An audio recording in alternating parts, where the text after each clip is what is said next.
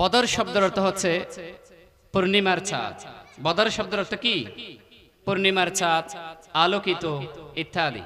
এবং বদরকে বদর নামে আখ্যায়িত করার কারণটা কি? সেই সময় বদর নামক স্থান একটা কোপ ছিল, এটাই হচ্ছে উল্লেখযোগ্য মত। ওই কোপের নাম অনুসারে এটাকে বদর নামে আখ্যায়িত করলেন, আর ইতিহাসে ওই নামে আখ্যায়িত হয়ে গেছে একটা বদর নামে যুদ্ধ। সুবহানাল্লাহ। বদর যুদ্ধ কোথায় সংঘটিত হয়েছে? মদিনা থেকে প্রায় 80 মাইল দূরে। রাসূল আকরাম সাল্লাল্লাহু আলাইহি সাল্লাম সিদ্ধান্ত নিলেন, যদি এটা মদিনাতে হয়ে যায় তাহলে মদিনার ইতিহাস ঐতিহ্য, যে সৌন্দর্য, যে শৌর্যবীর্য, দাপে দাপে কষ্টকাঠিন্য তা পেরিয়ে তিনি গড়ে তুলতেছেন, সেই ইমারতগুলো ভেঙে চুরমার করে দিতে পারে। এজন্য বিশ্বনবী চিন্তা করলেন, দূরে কোথাও অবস্থান করে ওখানেই আমরা যুদ্ধটা সংঘটিত করব। মদিনা থেকে প্রায় 80 মাইল দূরে গিয়ে বদর যুদ্ধটা হওয়ার প্ল্যান করেছেন বিশ্বনবী মুহাম্মদ সাল্লাল্লাহু আলাইহি ওয়াসাল্লাম। বদর কখন সংঘটিত হয়েছে? ইতিহাসে এই বদর যুদ্ধের গুরুত্ব অপরিসীম। বদর যুদ্ধের কারণে আমাদের মহত্ব, আমাদের সম্মানিত, আমাদের আহমিত্ব, আমাদের শৌর্য বীর্যতা উড্ডীন করেছে অনেক অনুন্নতায়। আমাদেরকে এই বদর প্রেরণা বারবার সাহস যোগায়। নতুনভাবে কোথাও যদি অন্যায় বিশৃঙ্খলা এইভাবে আমরা দেখি, তাহলে বদর থেকে প্রেরণা নিয়ে ওই ধরনের আরো অনেক রকম বদর যাতে আমরা সংগঠিত করতে পারি। কথা বুঝতে পেরেছেন? তাহলে ইতিহাসে বদরের গুরুত্ব অপরিসীম। বদর যুদ্ধ সংগঠিত হয়েছে কোথায়? মদিনা থেকে দূরে, প্রায় 80 মাইল দূরে। এবং সময়টা কখন ছিল? সময়টা ছিল 2 হিজরির মধ্যে, রমজানের 17 তারিখ, রোজ জুমাবার। ইংরেজির বিষয়টা 13 মার্চ বলে অনেকেই, 13 মার্চ হতে পারে উল্লেখযোগ্য। তাহলে 17 রমাদানের মধ্যে বদর যুদ্ধ সংগঠিত হয়। কখন সংগঠিত হয়? 17 রমাদানের মধ্যে। এখন বলতে পারেন, হুজুর রমজানের কাহিনী এখানে তুলে ধরছেন কেন? এটার মধ্যে শুধু রমজান বাধা না, এটা হচ্ছে আমাদের মুসলমানদের, এটা হচ্ছে শিরকিয়াত ভেঙে গুড়িয়ে দিয়ে তৌহিদের ঝান্ডা পুরো পৃথিবীর মধ্যে সমাদৃত করার জন্য, বিস্তৃত লাভ করার জন্য আমার রব্বি করিম এই বদর নামক এই বিজয় মুসলমানদেরকে নিজ হাতে দান করার মাধ্যমে বদর যুদ্ধ সংগঠিত করাইছেন। সুবহানাল্লাহ। বদর যুদ্ধ কি কারণে সংগঠিত হয়েছে? বদর যুদ্ধ কি কারণে সংগঠিত হয়েছে? কোন একটা জিনিস কোন কারণ ছাড়া কি ঘটে? কোন একটা ঘটনা রটানো ছাড়া এমনিতে কোন একটা ঘটনা ঘটে না যতক্ষণ পর্যন্ত রটে না। কথা বুঝতে পেরেছেন? এজন্য বিশ্বনবী মুহাম্মদ সাল্লাল্লাহু আলাইহি ওয়াসাল্লাম মক্কায় টিকতে না পেরে বিশ্বনবী মদিনায় যখন চলে গেলেন, যাওয়ার পরে বিশ্বনবী তখন মদিনার সোনালী জীবন গঠন করতে আরম্ভ করেছেন, মদিনার সৌন্দর্যতা বৃদ্ধি করেছেন, করতে যাচ্ছেন, মদিনার এক একটা ইতিহাস করতে যাচ্ছেন, ইনসাফিয়াত প্রতিষ্ঠা করতে যাচ্ছেন। মানুষ মানুষের অধিকার ফিরে পাচ্ছে, কেউ কারো উপর জুলুম করতেছে না, কেউ কারো উপর এক বিন্দু তাকাচ্ছে না, কেউ কারো উপর এক বিন্দু চোখ রাঙাচ্ছে না। মানুষ চারিদিকে সুনাম ছড়িয়ে পড়ছে। মুহাম্মদ মদিনায় গিয়ে তাক লাগিয়ে দিচ্ছে, মদিনায় গিয়ে মদিনা নামক একটা রাষ্ট্র গঠন করতেই যাচ্ছে। এইভাবে করে মদিনার সুনাম যখন চারিদিকে ছড়িয়ে পড়তে আরম্ভ করেছে, এবার কুরাইশ বাহিনীগুলো আর টিকতে পারল না। কি করা যায়, কি করা যায়? মুহাম্মদ বাহিনী যদি তারা যখন ফুলে পেপে উঠবে বিশ্ব মাঝে, তারা যখন তাদের শৌর্যবীর্য উড্ডীন হতে শুরু করবে, তখন তারা চিন্তা করলেন তারা তখন আমাদের এই বাণিজ্য পথ রুদ্ধ করে দিবে, আমাদেরকে তারা নাস্তানাবুদ করবে। হয়তো এমনও হতে পারে আমাদের ক্ষমতা পর্যন্ত আমাদের হাতে না থেকে মুহাম্মদের হাতে ক্ষমতা চলে যেতে পারে। সুবহানাল্লাহ। কথা বুঝতে পেরেছেন কি জন্য এই যুদ্ধটা সংগঠিত হয়েছে? ফর দ্য ফার্স্ট পয়েন্ট, আমার এবার বিশ্বনবী এইভাবে যখন সোনালী জীবন গঠন করতে আরম্ভ করেছেন, মদিনার প্রত্যেকটা সম্প্রদায়ের সাথে সুন্দর একটা চুক্তি করলেন। প্রত্যেকের সাথে সুন্দর চুক্তি করার মাধ্যমে প্রত্যেকের সাথে প্রত্যেকের অধিকার ফিরিয়ে দিবে। আবার আনসার মুহাজিরদের সাথে চুক্তি হলেন, এটা পরে আসতেছে।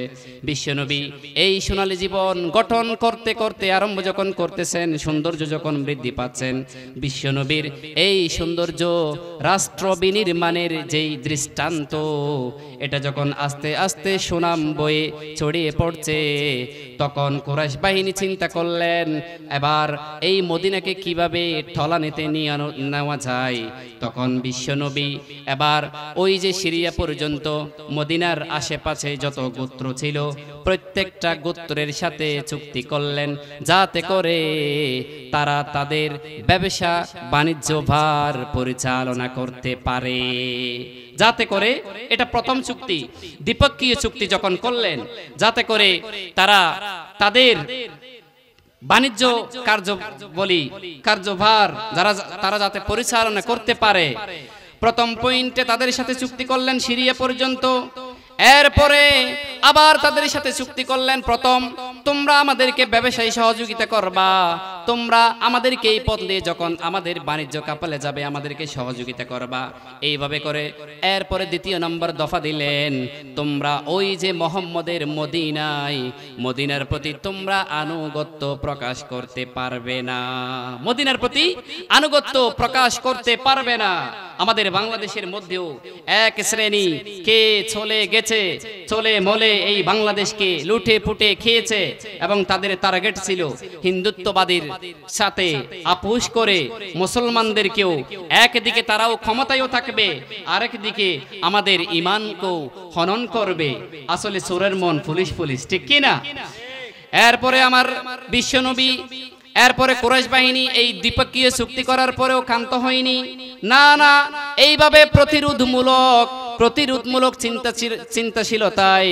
প্রতিরোধমূলক চিন্তাশীলতায় মোহাম্মদের বাহিনীকে আটকানো যাবে না।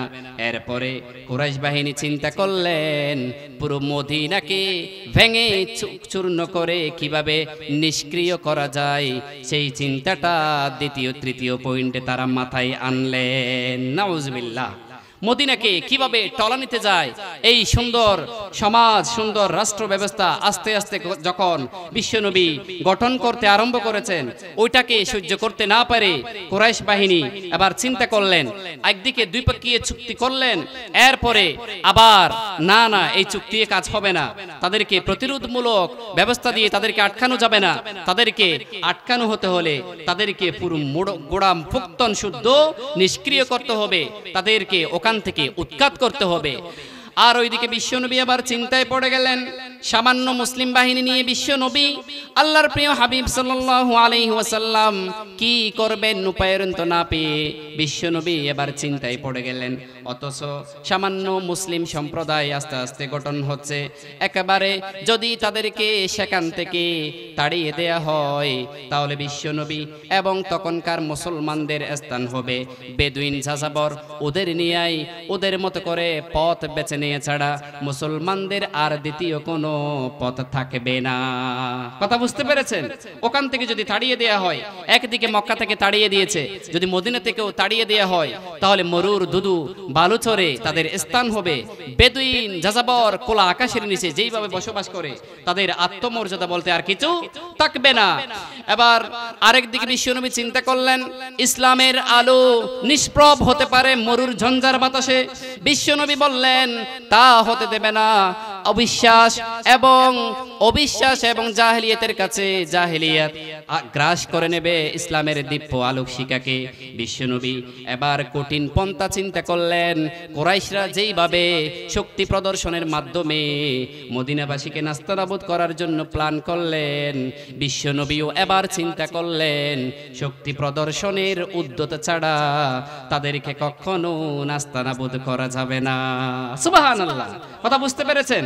তাদেরকে কখনো নাস্তানাবুদ করা যাবে না।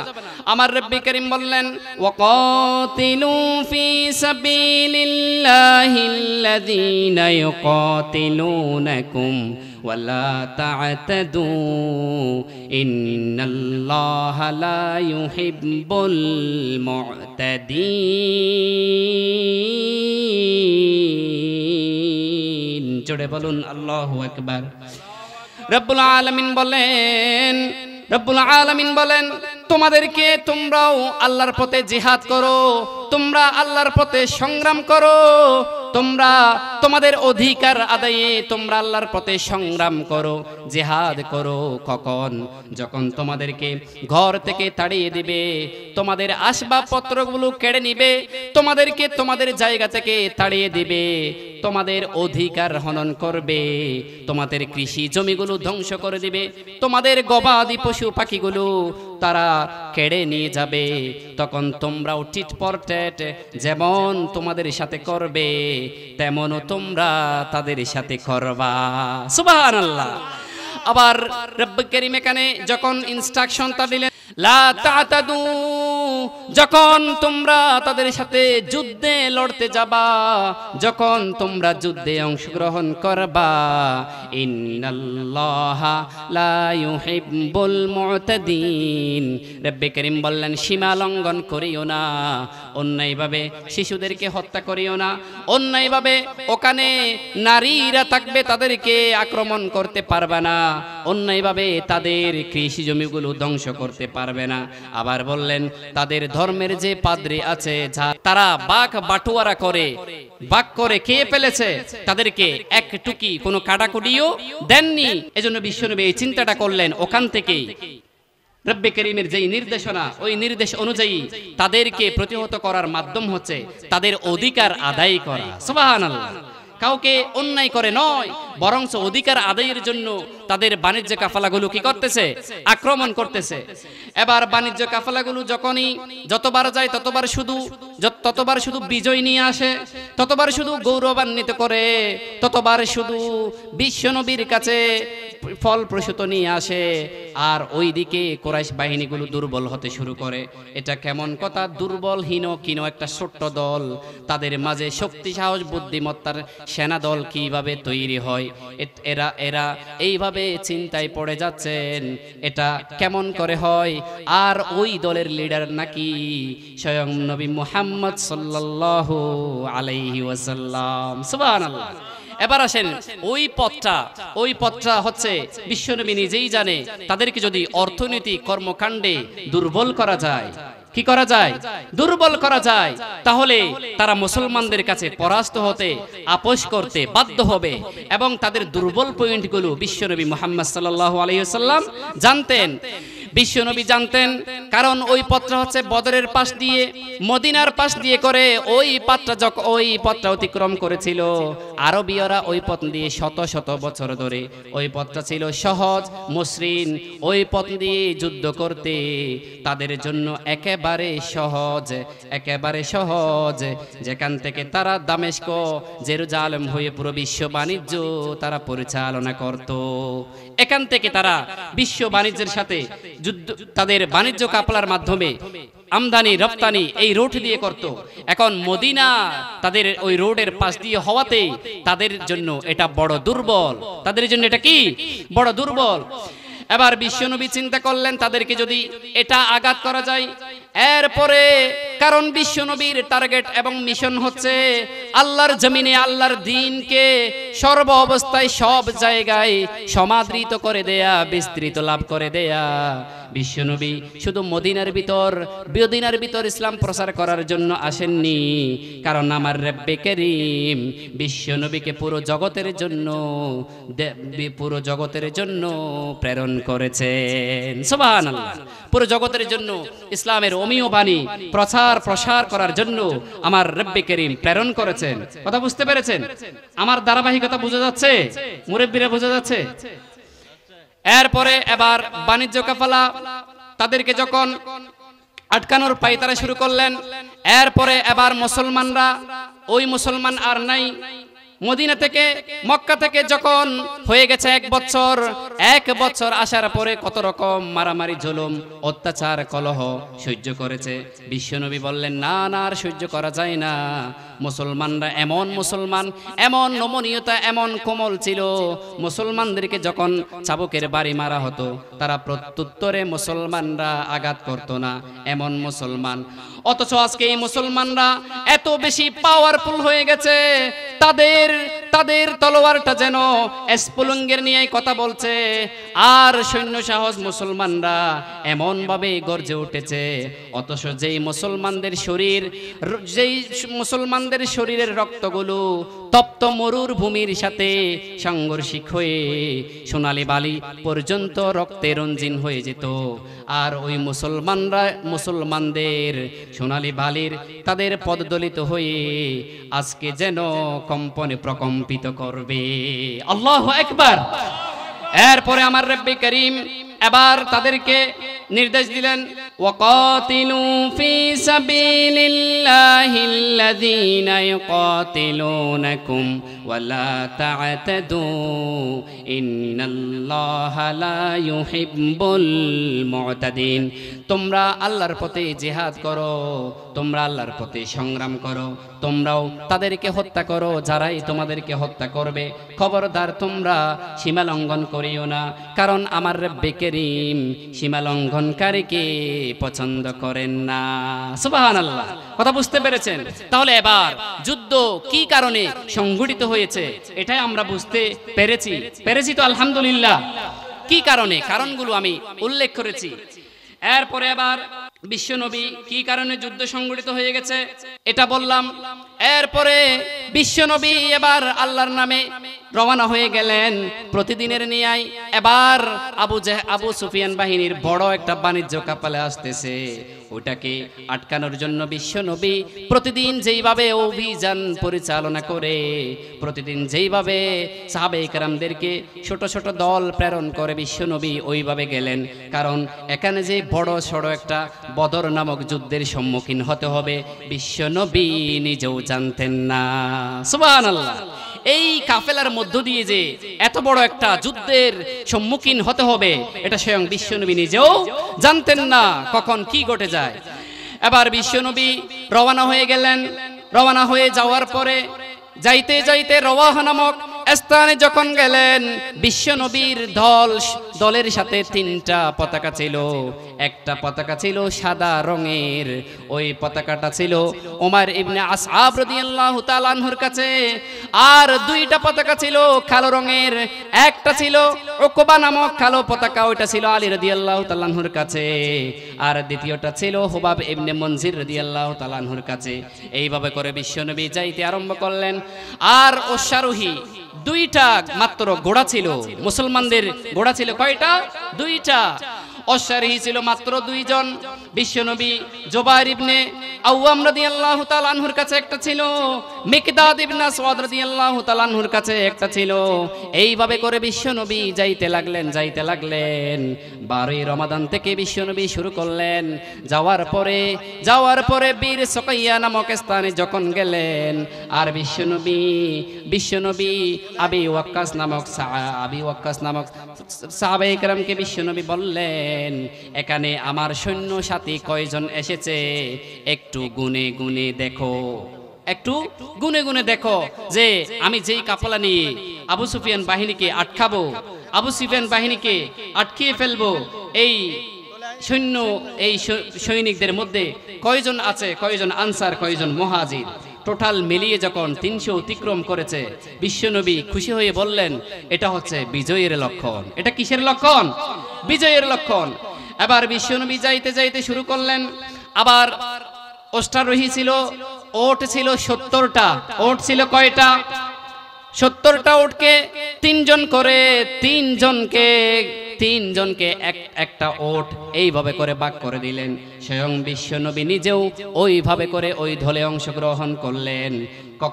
3 জন কতক্ষণ সওয়ার হবে, কতক্ষণ উঠবে, কতক্ষণ একজন টানবে, কতক্ষণ সওয়ার হবে, এইভাবে করে 3 জন মিলিয়ে একটা করে ওট দিলেন। তাহলে 3 জনের ভাগে ওট মিলেছে কয়টা করে? একটা। কয়টা করে? একটা করে। এরপরে আবার রওনা হয়ে গেলেন। রওনা হয়ে যাওয়ার পরে আবার আরেকদিকে মুহাজির এবং আনসারের মধ্যে পার্থক্য করার জন্য আরো দুইটা পতাকা নির্ধারণ করলেন। মুহাজিরের পক্ষে যেই পতাকাটা ছিল এটা ছিল হযরত আলী রাদিয়াল্লাহু তাআলা আনহুর কাছে, আর আনসারের পক্ষে সাদ ইবনে মুআজ রাদিয়াল্লাহু তাআলা আনহুর কাছে। আনসারের পক্ষে যেই পতাকাটা ছিল সেটা ছিল সাদ ইবনে মুআজ রাদিয়াল্লাহু তাআলা আনহুর কাছে। এইভাবে করে বিশ্বনবী রওনা হতে শুরু করলেন। সুবহানাল্লাহ। এটা হচ্ছে মুসলমানদের ফর দ্য পাস্ট প্ল্যান। এবং এরপরে হচ্ছে দ্বিতীয়ত আবু সুফিয়ান বাহিনী। যেহেতু আবু সুফিয়ানের মনের মধ্যে পুলিশ আছে না নাই, কারণ তাকেই তো আটকাবে, বাণিজ্য কাফেলায় হিসেবে তাকে রুদ্ধ করবে। তাকে আটকাইতে পারলে বড় সড় একটা অ্যামাউন্ট পাবে, যেটার মাধ্যমে একদিকে তাদেরকে অর্থনৈতিক পঙ্গুত্ব বরণ করতে পারবে, আরেকদিকে মুসলমানরা তাদের অর্থনৈতিক চাঙ্গা হবে। মুসলমানরা কিন্তু এখানে হামলা করছে এমন নয়। খুব ভালো করে এটার মধ্যে পার্সোনালিটি আপনাদের মধ্যে প্রশ্ন জাগবে, তাহলে মুসলমানরা হামলা করছে কেন? না, অধিকার আদায়ের জন্য, তাদের হারানো সম্পদগুলো নেয়ার জন্য মুসলমানরা মূলত তাদেরকে হামলা করতেছে। এটা একটা। দ্বিতীয়ত হচ্ছে তারা যে তাদের উপর ষড়যন্ত্র করেই যাচ্ছে, ওই ষড়যন্ত্র মোকাবেলা করার জন্য, ওই ষড়যন্ত্র বন্ধ করার জন্য তাদেরকে হামলা করছে। এরপরে আবু সুফিয়ান বাহিনী এবার যাকেই পাই তাকে জিজ্ঞেস করে মুহাম্মাদের কি অবস্থা, মদিনার কি অবস্থা, মদিনার কি অবস্থা। এভাবে করে তার মনের মধ্যে চোরের মন পুলিশ আছে। সে এবার চিন্তা করছে কি করা যায়, কি করা যায়। যাকেই দেখে তাকেই জিজ্ঞেস করে মুহাম্মাদের বাহিনী কোথায়, কখন, কিভাবে গেছে। এটা যখন সে জানতে পারেছে, তখন একজন লোককে এত পরিমাণ সম্পদের পাওয়ার লোভ দেখিয়ে সে যেতে চাচ্ছে না। মৃত্যুর ভয় সকলেরই আছে, কারণ ওই পথ দিয়ে যখন ওই চোরা গুপ্তটা যাবে, তাকে ধরবে কি ধরবে না? ধরবে। ওই লোককে অনেক টাকা কড়ি দিয়ে বুলিয়ে বালিয়ে তখন তাকে প্রেরণ করলেন, যাও আবু জাহেলকে গিয়ে খবর দাও আমাদের এই কাফেলাকে যেন তারা এসে উদ্ধার করে। তারা এসে কি করে? উদ্ধার করে। এবার আবু সুফিয়ান মনে মনে চালাকি করলেন, তার বাণিজ্য কাফেলাকে নির্জনে রেখে সে বদরের অনেক আগে করে তার কাফেলাকে রেখে আবু সুফিয়ান একলা বদরের প্রান্তে গিয়ে দেখলেন দুইটা লোক পাহাড়ের টিলায় দুইটা ওট বেঁধে রেখেছে এবং দুইটা লোক নিচে নেমে মশকে পানি ভরতেছে। দূর থেকে সে সব কিছু খেয়াল করতেছে। আবু সুফিয়ান এবার দূর থেকে খেয়াল করার পরে তারা কি করে দেখে আছে, তারা যখন চলে গেলেন, ওই যে ওটগুলো যখন মল ত্যাগ করেছেন, ওটগুলো যখন মল ত্যাগ করেছেন, কি করেছেন? মল ত্যাগ করেছেন। মল ত্যাগ করার ফলে দেখেন কি বুদ্ধি তাদের মধ্যে, যে ওই মলগুলো পরাগ করে তলোয়ার দিয়ে ওখানে খেজুরের আঠি পাওয়া যায় কিনা। যদি এখানে খেজুরের আঠি পাওয়া যায় তাহলে এইগুলো হচ্ছে মদিনার লোক নিঃসন্দেহে। কথা বুঝতে পেরেছেন? তখন আবু সুফিয়ান একেবারে বুঝতে পারলেন এগুলো মদিনার চোরাগুপ্তা। এরপরে আবু সুফিয়ান কষ্ট হলেও উপকূলী পথ বেয়ে ওই পথ দিয়ে আর আগালেন না। কষ্ট হলেও কঠিন পথ পাড়ে দিয়ে সেই সহি সালামতে যখন মক্কায় প্রেরণ হয়ে গেলেন। এরপরে আর একদিকে আবু জবিলকে যখন খবর দিলেন, প্রায় 1300 জনের একটা দল নিয়ে সে আস্তে আস্তে যখন সে জুহফা নামক স্থানে আসলেন, তখন তার কাছে আবার আবু সুফিয়ান চিঠি প্রেরণ করলেন, আমি সহি সালামতে মক্কায় পৌঁছে গেছি, তোমাদের আর ওখানে যাওয়ার দরকার নাই, তোমরাই ফিরে আসো, তোমরা ফিরে আসো। কিন্তু আবু জাহিল ওখানকার অনেক লোক, প্রায় অধিকাংশ সৈনিকরা বলে আমরা ফিরে যাই, কিন্তু তাদের কথাগুলো গ্রাহ্য হলো না। আবু জাহেলেরটাই গ্রাহ্য হয়ে তার পক্ষ হয়ে থাকতে হইল। তবে ওখান থেকে 300 জন ফেরত গেছেন। কয়শো জন? 300 জন তারা ফিরে গেছেন। আর 1000-এর মধ্যে দেখেন মুসলমানরা অথচ কিছুই নাই, কিছু ধরতে চাইলে কিছুই নাই। 1000-এর মধ্যে তাদের মধ্যে 200 জন ছিল ঘোড়াওয়ালা আর 600 জন ছিল একেবারে প্র্যাকটিক্যাল সেনাপতি। প্র্যাকটিক্যাল কি? সেনাপতি, একেবারে সেনা প্রাজ্ঞা, একেবারে অভিজ্ঞ সেনা 600 জন। আর 200 জন ছিল নার্তকী, ড্যান্সার, যন্ত্রাদি ইত্যাদি। তারা আমোদ ফুর্তি করবে। তখন আবু জাহেল হুঙ্কার ছেড়ে বলেছিল, আমরা সেখানে 3 দিন থাকবো, আমোদ ফুর্তি করব, প্রতিদিন কয়েকটা করে ওঠ জবেহ করব, নাচ গান ইত্যাদির মাধ্যমেই আমরা তাদেরকে নাস্তানাবুদ করে ছাড়বো। নাউযুবিল্লাহি মিন যালিক। কারণ আমার রব্বে কারীম অহংকারকে কখনো পছন্দ করেন না। এরপরে আবু জাহেলের এই অবস্থা যখন দেখতে পেলেন, বিশ্বনবী আগে থেকেও 3টা দল, 3 জনকে নিয়ে গোয়েন্দা বাহিনী রেডি করলেন। হযরত আলী রাদিয়াল্লাহু তাআলা আনহু, জুবাইর, সাদ ইবনে আবি ওয়াক্কাস রাদিয়াল্লাহু তাআলা আনহুকে দিয়ে বিশ্বনবী গোয়েন্দা বাহিনী প্রেরণ করলেন। আর বিশ্বনবী জানতে পারলেন আবু জাহেল দ্রুত আসছে। আবু জাহেল কি আসছে? দ্রুত বদরের দিকে দ্রুত চলে আসছে তার সৈন্য সাথী নিয়ে। এখন বিশ্বনবী চিন্তায় পড়ে গেলেন, আসমকা এই ধরনের মারাত্মক মহামারী, এই ধরনের যুদ্ধের মধ্যে লিপ্ত হতে হবে। তখন বিশ্বনবী প্রথমে বৈঠক করলেন ফেরেশতাদের, সাহাবায়ে কেরামদের মধ্যে যারা জলিলুল কদর সাহাবী, যারা উচ্চবিত্ত সাহাবী, হযরত আবু বকর, ওমর, ওসমান, আলী রাদিয়াল্লাহু তাআলা আনহু, এদের সাথে যখন বৈঠক করলেন, এটা চূড়ান্ত পরামর্শ দিলেন, আল্লাহ এবং আপনি যাই সিদ্ধান্ত নেন আমরা তাই মাথা পেতে নিলাম। সুবহানাল্লাহ। এরপরে মুহাজির সাহাবীর মধ্যে মিকদাদ ইবনে আসওয়াদ রাদিয়াল্লাহু তাআলা আনহুকে যখন তেজস্বী ভাষায় বিশ্বনবী জিজ্ঞেস করলেন, তোমরা কি বলো? এখন তো পরিস্থিতি এমন খুব ভয়াবহ, তারা যুদ্ধের জন্য আমাদেরকে বারবার ফুলিয়ে পেপে উঠাচ্ছে, এখন তোমার কি করণীয়? তখন ওই মিকদাদ ইবনে আসওয়াদ রাদিয়াল্লাহু তাআলা আনহু বললেন, ইয়া রাসূলুল্লাহ, বলেন সবাই সাল্লাল্লাহু আলাইহি ওয়াসাল্লাম, ইমদি লিমা আরাকা, ও মায়ার নবী, আল্লাহর প্রিয় হাবিব, আমার রব্বে কারীম আপনাকে যেই পথ দেখাচ্ছেন আপনি ওই পথে অগ্রসর হয়ে যান। পানাহনু মাআকা, চিন্তা করিয়েন না, ও মায়ার নবী, আমরা আপনার সাথে আছি।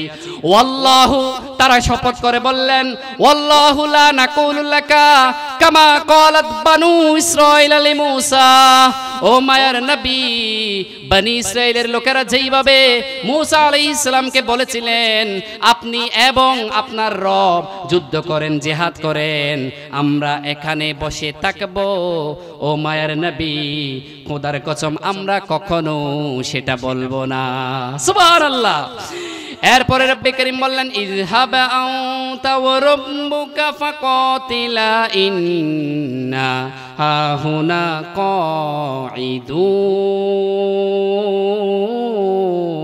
কাঈদুন। জোরে বলুন আল্লাহু আকবার। তখন বললেন, ও মায়ের নবী, আপনি এবং আপনার রব জিহাদ করেন, আমরা এখানে বসে থাকি, এইরকম বলবো না।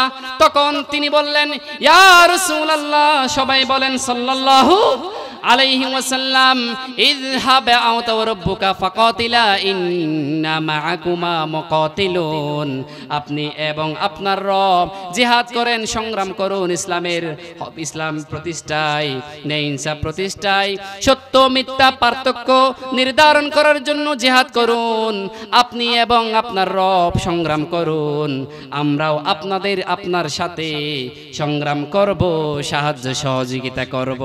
সুবহানাল্লাহ। তারপর এবার বললেন, ইমদি বিরকিল বিমাদ, তিনি বললেন শুধু এটা নয়, ও মায়ার নবী, আপনি যদি আমাদেরকে নিয়ে শুধু এখানে নয়, ওই যে আবাসিনিয়া বর্তমান ইউটিউবীয় অঞ্চল, এটাকে বলা হয় তখনকার আবাসিনিয়া, ওই আবাসিনিয়া অঞ্চল পর্যন্ত যদি আমাদেরকে আপনি নিয়ে চলুন, তখনও আমরা প্রস্তুত। বিশ্বনবী তার কথাগুলো শুনে প্রীত হয়ে তার জন্য কল্যাণের দোয়া করলেন। সুবহানাল্লাহ। এবার মুহাজিরদের কাছ থেকে পরামর্শ শেষ, পরিপূর্ণ। যেহেতু হযরত আবু বকর, ওমর, ওসমান, আলী রাদিয়াল্লাহু তাআলা আনহু, তারা যদিও জলিলুল কদর সাহাবী, কিন্তু তারাও ছিল কি মুহাজির, তারাও ছিল কি মুহাজির। মুহাজিরের পর্বের কাছ থেকে পরামর্শ শেষ। এবার তারা দ্বিতীয়ত আনসার সাহাবায়ে কেরামের কাছ থেকে পরামর্শ নিচ্ছেন। কি নিচ্ছেন? পরামর্শ। সাদ ইবনে মুআজ রাদিয়াল্লাহু তাআলা মুআজ ইবনে সাআদ ইবনে মুআজ রাদিয়াল্লাহু তাআলা আনহুর কাছে জিজ্ঞেস করলেন। এবার বিশ্বনবী তাদের কাছ থেকে জিজ্ঞেস করলেন, যেহেতু আনসারের লিডার ছিলেন, আনসার দলের তিনি লিডার ছিলেন, পরিচালক ছিলেন, তার কাছ থেকে পরামর্শ চাচ্ছেন। বললেন, এরপরে তোমরা কি বলো? বিশ্বনবীকে বললেন, ও মায়ার নবী, যদিও আপনার সাথে আমাদের চুক্তি ছিল মদিনার বাইরে গিয়ে আমরা সংগ্রাম করব না, যুদ্ধ করব না, জিহাদ করব না, আমরা অধিকার আদায়ে আপনাদের সামনে আপনাদের সঙ্গে মিলিত হব না, যদি এটা মদিনার ভিতর হয় তাহলে আমরা আপনাদের সাথে লড়ব। কিন্তু আমি বলছি, ও মায়ার নবী, আপনি আমাদেরকে নিয়ে চলুন, যেখানে আপনার সন্ধি করার দরকার আছে, যেখানে আপনার ছিন্ন করার দরকার আছে, যেখানে অধিকার আদায়ে সংগ্রাম করার দরকার আছে।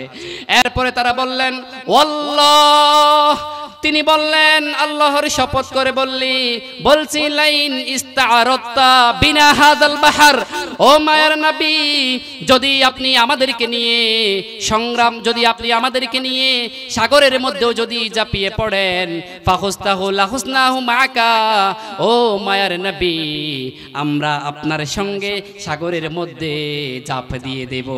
সুবহানাল্লাহ। তারপর বললেন, মা তাখাল্লাফা মিন্না রাজুলান ওয়াহিদুন ফাসির বিনা বারাকাতিল্লাহ, ও মায়ার নবী, আপনাকে পিছনে পেলে একজন লোক আমরা চলে যাব না, আপনি আল্লাহর রাস্তায় এগিয়ে চলুন। সুবহানাল্লাহ। এবার বিশ্বনবীর বৈঠক যখন পরিপূর্ণ, সকলের কাছ থেকে জিহাদি চেতনায় যেই মুসলমানগুলো তাদেরকে যখন মারতো, তাদেরকে যখন নির্যাতন করত, তাদেরকে যখন নিষ্পেষণ করত, তারা কখনো মুখ খুলে প্রত্যুত্তরে তারা প্রতিবাদ করত না। ঠিক আমাদের বাংলাদেশেও আমরা 1 বছর, 2 বছর, 10 বছর, 17 বছর নির্যাতন করেছি। এখনো যদি আমাদেরকে সেই ভয় দেখানো হয়, তাহলে এই তৌহিদি জনতা দ্বিতীয়বার আরো একটা সংগ্রাম করার মধ্য দিয়ে এই বাংলাদেশকে পবিত্র করেই ছাড়বে। জোরে কোন ঠিক কিনা? এই জন্য আমার রব্বে করিম এবার বিশ্বনবী পরামর্শ যখন শেষ করলেন, এরপরে বিশ্বনবী আমার রব্বে করিমের কাছে, এবার বিশ্বনবী অশ্রুসিক্ত নয়নে আমার রব্বে করিমের কাছে দোয়া করতে আরম্ভ করলেন। আল্লাহুম্মা আনজিজলি মা ওয়া'আতানি, রব্বে করিমের কাছে অজুর দ্বারাই বিশ্বনবী কান্না করতে আরম্ভ করলেন। কাবার দিকে 2 হাত উঠিয়ে ধরে বিশ্বনবী দোয়া করতে লাগলেন। এরপরে আবার বললেন, আল্লাহুম্মা আতিমা ওয়া'আতানি, ও রব্বে করিম, আপনি যেটা পূর্ণ করবেন বলেছেন, যেটা পূর্ণতার ওয়াদা দিয়েছেন এটা পূর্ণ করুন, আর আপনি আমাকে যেটা দেওয়ার প্রতিশ্রুতি দিয়েছেন ওটা পূর্ণ করুন। এরপরে আমার রব্বে করিমের কাছে আবার দোয়া করলেন, আল্লাহুম্মা ইন তাহলিকু হাযিহিল আসওয়াবাতি মিন আহলিল ইসলাম, ও রব্বুল আলামিন, ও দয়াময় রহমান, যদি আপনার এই ইসলামী সুন্দর এই ছোট্ট সৈন্য দল যদি ধ্বংস হয়ে যায়, তাহলে আপনার ইসলামের আলো প্রদীপ্য থাকবে না, আপনার ইসলামের আলো নিভে যাবে। লা তুবাদ ফিল আরদি, ও রব্বুল আলামিন, আপনাকে রব বলে ডাকার মতো, আপনার তৌহিদি ঝান্ডা পৃথিবীর প্রান্তে প্রান্তে ছড়িয়ে দেওয়ার মতো দ্বিতীয় আর কোনো লোক পাওয়া যাবে না, দ্বিতীয় আর কোনো লোক পাওয়া যাবে না। এইভাবে করে বিশ্বনবী দোয়া করতে করতে এত বেশি দোয়া করতে লাগলেন, একেবারে বেহুশ প্রায়। তখন বিশ্বনবীর চাদর কানা পড়ে গেলেন। সাইয়েদনা আবু বকর দূরে আসলেন। ইয়া নবী আল্লাহ ফাখাদ রিদাহু, বিশ্বনবীর চাদর কানা তুলে ধরলেন। ধরার পরে এরপরে বললেন, সায়ুনজিজুলাকা মা ওয়াদাকা ফাআনজালাল্লাহু আজ্জা ওয়া জাল, ও রব্বুল আলামিন, নিশ্চিত আপনি যথেষ্ট দোয়া করেছেন, আমার রব্বে করিম আপনাকে যেটা ওয়াদা দিয়েছে, আমার রব্বে করিম আজকের কঠিন এই দিনে পূরণ করে ফেলবে। সুবহানাল্লাহ। ফাকাতুলুহু ওয়ালাকিন্নাল্লাহা কাতালাহু, বদরে যেই কাফেরগুলোকে হত্যা করা হয়েছে, যেই কাফেরগুলোকে দংশন চালানো হয়েছে, সেটা তারা কেউ চালায়নি, বরং আমার রব্বে করিম বলছেন, বরং তোমার রব চালিয়েছেন। সুবহানাল্লাহ। তাহলে বদর বিজয়ের মূল হাকিকি হচ্ছে একমাত্র রহমতে আলম নবী আকরাম সাল্লাল্লাহু আলাইহি ওয়াসাল্লামের দোয়া আর আল্লাহ কেন্দ্রিক নিয়ন্ত্রিত এই বিজয়। এই বিজয় কোন সাহাবীও বলতে পারবেন না। হ্যাঁ, তারাই ওসিলা ছিল, তারাই ওখানে থেকে এই বদর বিজয় তাদের মধ্য দিয়ে আমার রব্বে করিম তাদের মাধ্যমে কবুল করেছেন এবং বদর সাহাবায়ে কেরামদেরকে মাফ করে দিয়েছেন আমার রব্বে করিম। তারা চাইলে নামাজ রোজা পড়তেও পারে, না পড়তেও পারে, তাদেরকে তখন তাদের উপর রাদিয়াল্লাহু আনহুম ওয়া রাদু আন এই আয়াতটা একমাত্র বদর সাহাবায়ে কেরামদেরকে কেন্দ্র করে নাজিল করেছেন। এজন্য বদরে যারা উপস্থিত হয়েছেন তাদের ব্যাপারে এই কথাটা উল্লেখ করেছেন, অন্য সাহাবায়ে কেরামদের কাছে, অন্য সাহাবায়ে কেরামদের ব্যাপারে নয়।